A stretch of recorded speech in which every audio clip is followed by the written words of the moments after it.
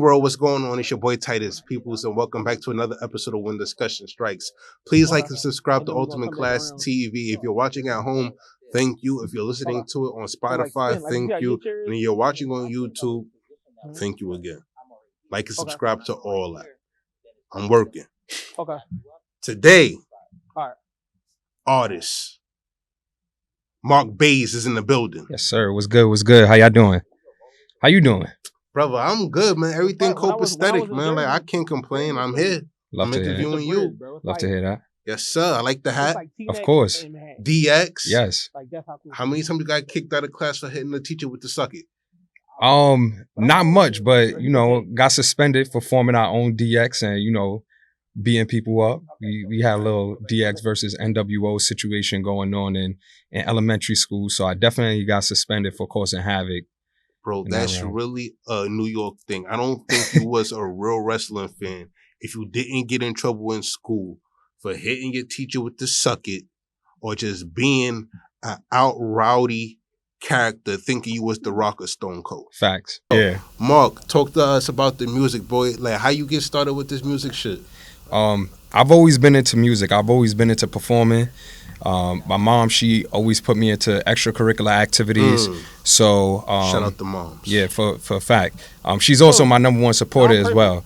But overall, like, I just never turned down any extracurricular activities, even if I didn't like it. So at first it started with dancing. I was inspired by Usher, 2004 BET Awards, 50 Cent, G-Unit, and when I saw Usher performing Yeah, Let It Burn, and I saw him doing a little glide, I knew that I wanted to perform. I knew that I wanted to be on stage. So literally after that BET Awards, which we would always watch the awards in my family, I literally started teaching myself how to dance, how to glide, how to do body isolation and stuff like that. And then, as time progressed, started getting my ears more to the street, listening to music. Kanye was like my number one inspiration at the time. My friend group, very young, from elementary school, we would rap, we would create our raps. My cousin would write me and my brother's raps, and it was just a trickle down effect of just staying connected to the music. We got our first, karaoke machine. That's how we record our cassette tapes. So even though I'm young, a millennial, I was blessed to have sisters, siblings, family members who was used to an older way of doing things because it was a little bit more care that went into the product. So that's a short version of how I got into the music. I definitely went to schools that cultivated talent, stuff like that. Shout out Miss Batson. She was amazing when it came to putting on shows and letting the kids shine through their sparks, through their passion in whatever way. She never made anybody feel isolated. If you was good at something, she'll push you to do that, to be that. So that's the short version of how I got into the music. Okay. All right, so for those who don't know, Mark, tell the people your genre of music, brother. So mainly hip hop. So hip hop, rap, but I'm flexible as well. But mainly in hip hop. I like to tap into my Caribbean roots a little bit and play with the Afro beat, but at the center, at the core, is hip hop. All right, cool. So, Mark, you got a project. Speaking of WWF, you got a project that's similar to Stone Cold's title. Tell the people about your project, brother. So the project is Marco 713, and not to cut you off, but is there a particular meaning to the 713? Yeah, it is. So July 13th is actually my birthday. Okay. Right? So I wanted to put out a project because productivity has been my Achilles heel. I'm always cooking up, but I go through these periods where I'm really putting out music. I know how much I work, but the people don't know how much I work. So, me talking about it don't really mean anything. So I know this year, 28 was always a year I saw myself being the person I wanted to be. And it's also the 50th anniversary of hip hop. So I couldn't look at myself and live in myself if it's the 50th anniversary of hip hop and I didn't put a project out. So, getting closer to my birthday, I was like, I got to put something out. It was probably about a month and a half out. And I just locked in. I locked myself in the room, just started coming up with different sounds. I was going to a lot of live shows. I was like, what am I going to call this project? But I wanted it to represent me. And it wasn't always comfortable speaking out as a wrestling fan, as much of a wrestling fan I am. But recently, I become more comfortable in just being me. So this project, Marco 713, is a play off of Austin 316, Stone Cold Steve Austin. But obviously the 713 because that's my birthday. And the project just represent me just being me, unapologetically me, saying what I want to say, speaking from a place of honesty, just like Stone Cold was. You know, he came in, it was fuck the establishment, and you know what you know, he was heavy on that. You know, I'm here to do what I want to do, and you know, he wouldn't have been that big of a star if he didn't tap into something that was authentic. Like obviously, probably the most between him and The Rock, the most authentic wrestlers of course ever. So this project is just a representation of me at my core. Marco is my alter ego. Marc-Baze is my alter ego. That's me when I'm unapologetic. When I say things where it's like, when I listen to the song, I'm like, damn, I can't believe I said that. I can't believe I was that vulgar or whatever the case may be. Or I can't believe I was that honest. So that's me when I'm not questioning what's being recorded. So I was just like, let me highlight that side of the artistry. It's still Marc-Baze, MARC-BAZE. Can't forget the hyphen. But Marco was an ode to myself. It was also an ode to Stone Cold Steve Austin, my appreciation for wrestling, and just, you know, me making it through the trials and tribulations and being here to be able to speak about it. You said the last race? That was a great answer. Like, that's probably one of the best answers about their project that I've heard on my show in a very long time. Appreciate that. Yo, like, salute to you. But like, yo, why are you ashamed of liking wrestling? It wasn't that I was ashamed, it's that you couldn't speak to everybody about it. So when you connect with a wrestling fan, you know that, like, y'all just know we here. When you speak to everybody about it, it's like, yo, that is fake. It's not how you watch that. Like, I done had people call it in my face soap opera for men. Like, yo. I'm like, damn. Like, and while it's true, the insults is like, you can't talk to everybody about wrestling. So it was like, I wasn't ashamed about it. It was just something, it was a me thing. Listen, I would never ever disrespect nobody that watched that for the mere fact that y'all tune in every other month or whenever they come on to tune into the Kardashians, Blueface, to watch a bunch of girls fight each other in the house. So how dare y'all? Exactly. How dare y'all turn y'all face up at the wrestling fans when y'all got girls like what's his name, Shorty with the tooth going? Krishan. Yeah, punching on people. Y'all out here watching all that foolishness. Let me watch Stone Cold stun somebody or The Rock put somebody through the rock bottom and through the people's elbow. And let me enjoy my shit. How dare y'all? Right. I'm with you. Bro, I should have had you as an advocate this whole time. Bro, no funny shit, bro. Like, even though like I got my gripes with it and stuff like that, but like I'm not going to hit on what somebody like. Like, you know what I mean? Yo, listen. I'll tell you right here, right now. On a good day, you might come to the crib. Screenwriting screen might be on. I'm watching the script, or I'm typing the script. That was real? A nigga might have Power Rangers on TV. Oh, okay. The old school joint. Yeah. So, hey, I like what I like. I tell niggas all the... See, like, that's the problem. I like your real authentic self, because a lot of people get around their friends and start capping. They switch up. Oh, yeah, I don't watch wrestling. Titus, you was in the crib watching the Power Rangers. Nigga, you was right there with me. Of course. You was right there with me. You got dumb hype when Tommy pulled out the flute with the ding. You was hype. Just like we was 6 years old again. Yeah. You was there. Yep. So you come to the crib on Monday, Friday, Wednesday, that's wrestling day. It don't get taken off the TV for nobody. Right. So let's tap into the wrestling real quick. Like, there's all these all these new fractions. Like, what's your favorite fraction? Like, you know what I mean? What's your favorite one to watch? Like, the promotion, it's still WWE. Like, I grew up on WWE, but I think wrestling is in a great space right now. Like, the competition that we haven't had this level of competition since WCW was out. Right. So, you know, obviously WWE purchased WCW and eliminated the competition for years. So I love AEW because it's like, it's a modern movement in wrestling. Yeah. And you have options. Like, you know what you're going to get with WWE. You'll see some things you never seen before from AEW. And also, I like the fact that a lot, because I'm really a wrestling fan. Like, I'm heavy in the indie circuit, all of that. Shout out to House of Glory. Like, I be in the indie circuits, New Japan Pro Wrestling. Oh, okay. So like you super tapped in. Yeah, I'm tapped in. Like, House of Glory is big right now, and they put a lot of people on, a lot of people that we see on TV right now. But I was at the House of Glory shows when they had 30 people in there. So I don't know if you're familiar with Kevin Owens. Like, Kevin Owens is a major star right now. He the tag team champions, undisputed tag team champion.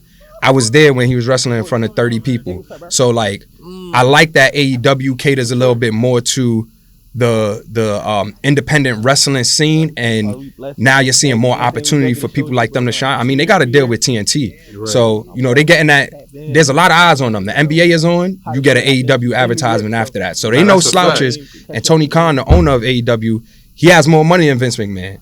He's worth like $9 billion, him and his pop. So they really competition. It's not just like, oh, this is a fad. Like, you know, they competition. But I like all forms of wrestling. But so, like, you better get down with these people and start making their intro music. Nah, that's where I'm at with it right now. Yo, bro, sure. I know a guy named Joe Smooth. Like, you know who Joe Smooth is? Name sounds familiar. He talks like this, and he be like, "Get the camera out my face, get it out, get it out." He from the Bronx. Okay, bro, best Bronx fighter out right now. He's a wrestler. Yes, Joe Smooth. Joe Smooth. And I need him on my show because Joe, you owe me a match, bro. Man, for real, bro. You gotta tag him in this. You gotta tag him in this. I'm gonna check him out. Absolutely. Joe Smooth. I'm gonna send you all his information. Yeah, I'm gonna check him out. Nah, but like, yo, that's good though. I like people that's themselves. Now, like, everybody too scared to be themselves because of other people. Bro, be yourself. Yeah, it's a lot of pressure from society to, like, just live up to this expectation that's not realistic. There's like 3 images you can be on the gram, and you gotta fall into one of those categories. But, like, that's never been me. Like, yeah. So, which one to go first? You want to do? Oh man, Instagram is probably the fakest place in the world, bro. It depends who you're working with, right? Sometimes you may have find yourself. Listen, I said to myself, I'm about ready to delete Instagram to keep it a bean. I feel you. Right, so like Instagram, every time I open Instagram, it's a nigga with some sunglasses and a silk shirt telling motherfuckers how to talk to girls. Yep. Girls sitting around the table with Charleston. I see Charleston White all over the place. Yeah. Like, you know, so it's very noisy. If I didn't have to promote myself through music or whatever I gotta do on the gram, I really wouldn't be on there. But like now I'm finding the balance of being on the gram, being off the gram, filtering what it is that I want to see, like just unfollowing the pages that I rock with for mad long.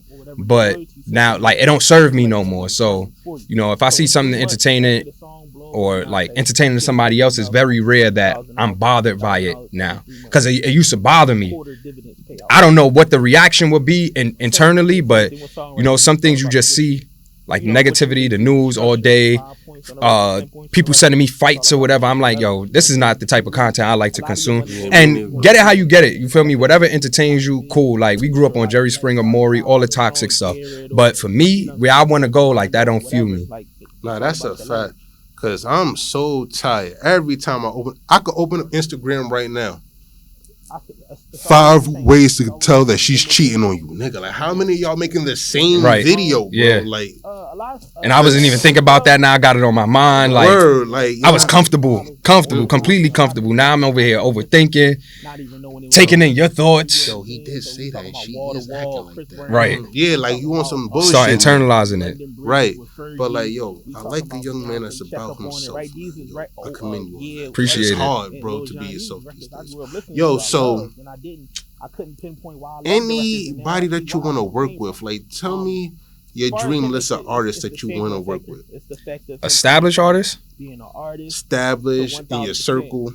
All right, so I got my guy King Mook. One of my mentees. Like, I've been in a positive youth development after school program since I was a participant in it. And this dude is like, he's nice. Like, this is like a little brother to me. Dude is nice. we support each other, but we haven't been able to get on a song because we just don't know like what that would sound like. But that's definitely somebody I would love to work with. I got the Aguil Collective, this collective that I'm part of. Bunch of artists from New York, Boston, all over the place, like doing a compilation album, but super talented, like very creative and limitless, like musical minds in that entire collective. So like we kind of on some semi-organized Wu-Tang type stuff because everybody's in different places and do what they do with their careers. But I would love to like settle down on a project EP with those folks.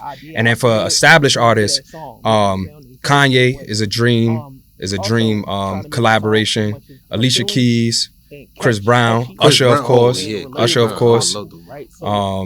Hove, Pusha T for sure, Big Sean.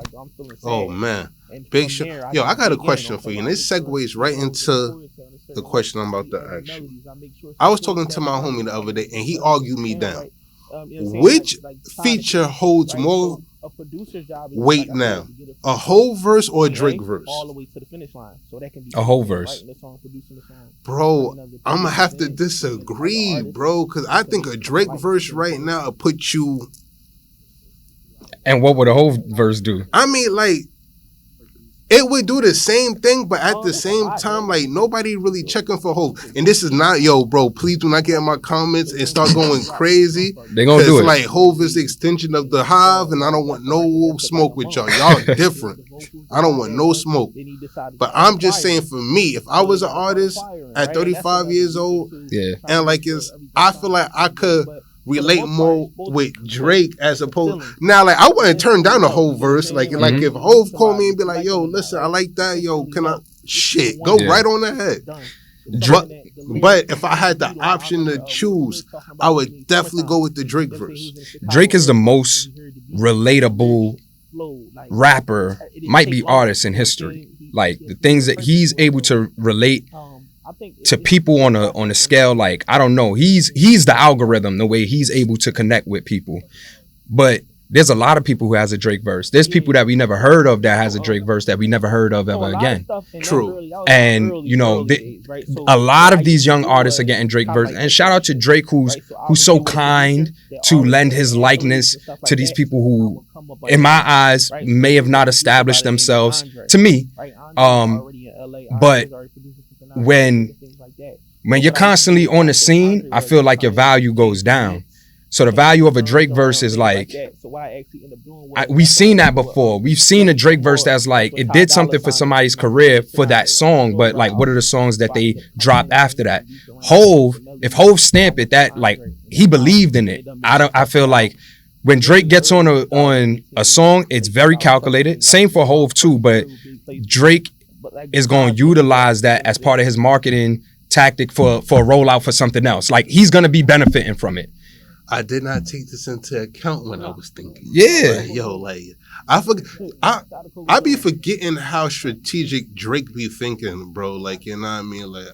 Like, the thing with Drake is that, like, a lot of his stuff didn't seem manufactured. Like, he was actually good. So from the first song that most people heard, he was developing a core fan base in Canada. But the first song most people heard was Best I Ever Had. Right. So, one, the surprise factor of that's the dude from Degrassi making music, and then the surprise factor that he was both the person singing and rapping on that song. So it was like he surprised. I think the surprise factor, without talking about it, a lot of these Disney stars, when they making a transition, there's a push, and you see the push, you see the effort to. Drake was thrown to the wolves. Wayne supported him and said he's going to be the next big thing. But, like, as soon as we heard Drake, the introduction to Drake, it was always at the top. It was never a build-up. It was just like, will he be able to sustain? He sustained. He held his own with the Young Money compilation tapes. His first album, people don't like to give him credit for, but he had big songs during that time. He just kept getting bigger. So now people look at Thank Me Later as if it's not a quality album, but it is. It's a timestamp for what was going on at the time. people had to see you. You know what I'm saying? You really. So is Marc-Baze gonna be in the topic of conversation in the next 10 years? I think so. For sure, one way or another. Yo, cause I gotta give it to you. Yo, you got good music, brother. Thank you. You know what I mean? Like, take your CD and listen to it, and if it's I good, try my best to it's rock like with that. everybody. Like, you know what I mean? I give people, you know what I mean? I like the drill stuff, it's cool, but like after a while it's like, god damn, man, like, y'all all smoking on the same person, like, you know what I mean? Like, yo, like, and after a while you get tired of that. For sure. Especially if I'm trying to get into a creative space, like, I can add you to my playlist when I go home and write my scripts. Appreciate that. Bro, cause like, I be writing scripts, I be in the creative flow, smoking on, Nah. turn that shit right the fuck on. I don't want to hear who you smoking on. Right. And pause. No man should be that close to your mouth anyway. Like, chill. Y'all gotta change that lingo. That lingo is wild, yo. A lot of the stuff is wild. Yo, it is. It is. It is. Like, even the wiping the nose, like, I remember that was like a sign for doing coke. Yeah. And like, now everybody just, wiping their nose. Word. But once again, when people being told who to be, what to listen to, what music to make, like, I think the difference with me is that, like, I really come from a place where I love it. Like, I love being inspired by it. I never limit myself to the information I can receive. This whole year, like, I was at damn near every Hip Hop 50 activation, like, being in the spaces that I want to be in. Whether I'm paying for it or just have access to it, like, I'm going to every live show I have the opportunity to go to just to better myself and, find that inspiration. If you're not putting yourself around that space, then it's but so much you can actually accomplish. Word.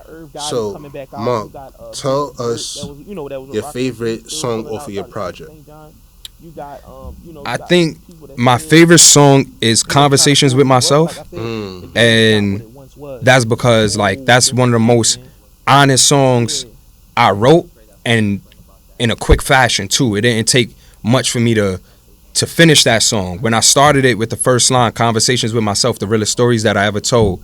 Searching for the truth, I end up confronting my inner soul. Like, I'm the truth. I'm the truth. Like, when ain't nobody else gonna search for it. Like, the conversations that I have when you go home and you lay down or you go look in the mirror, if you didn't accomplish everything that you set out to accomplish when you woke up, you and yourself only know the disappointment that you got. And you're the person that has to hold yourself accountable. So that's just something that I had to accept. I knew that, but I actually had to say it. And when I started the song out, it sounded like it was going into a pessimistic route. But like the way that I rounded it out with me, just being kinder to myself, giving myself grace. Like, you may have not always made yourself proud, but like you've always found ways to make yourself proud after disappointing yourself. So you'll be there. Mark, I must say, bro, like, you are probably one of the most well-rounded, educated young black men that I've had on my show. And it's important for men my age, men in general, other black men, to uplift other black men. Yo, listen, you have a bright future ahead of you, brother. Thank you. Bro, it means the most, for real. Bro. Like, yo, because, like, we get told what we can't do and stuff like that. Oh, you shouldn't do this, bro. You're going to accomplish some great shit in your lifetime, brother. Thank you. It means the most, man. Yo, facts, bro. And continue to watch that wrestling. Of course. Yo, man, like, yo, tell the people where they can find you at, brother. Follow me at Marc-Baze. That's MARC-BAZE. MARC_BAZE on Instagram. Marc-Baze. Don't forget the hyphen. MARC-BAZE. Also, I'm the program coordinator for Usher's New Look. That's Usher's nonprofit organization. So I'm not sure if anybody's seen, like, some of the press that we've been getting from the Disruptivator Summit that we had out in Atlanta. We hosted this youth conference for high school youth. They were out there for 3 days engaging with professionals who are in the path, in the career fields of the path that they want to go down. And applications are open now for Atlanta and New York. So if you know any high school youth, anybody that want to get in tune with the Usher's New Look program, there's an interview process. But I encourage everybody who's watching this, spread the message. Question, tell them when is the end date for that application, because your episode is actually a couple. Got you. So the end date for the application is October 6th. Oh yeah, y'all got enough time. We got enough time. All right, October 6th is the end date for the applications. And just follow me on IG if you have any questions about it. Marc, MARC_BAZE. Don't forget the hyphen. Don't forget the hyphen. Yo, bro, and I've been wanting to tell you, that's fire. You might have to put that on a shirt. Don't forget the hyphen. That might be a project. That's hard, for bro. sure. Yo, Marc. Yo, wait, hold on. I'm about to jump the gun. And you guys know where you can find me at. I am Titus Peoples across the board. Follow me on Instagram. Subscribe to Ultimate Class TV. And yeah, man, like, yo, Marc, it was a great pleasure having you. Likewise. Appreciate you. Yo, and I hope this is not copyright infringement. But if you're not subscribed to Ultimate Class TV, if you're not listening to Marc-Baze, don't forget the hyphen. I got 2 words for you. Suck it. That's our show. DX. I was always like an X-Pac kind of guy.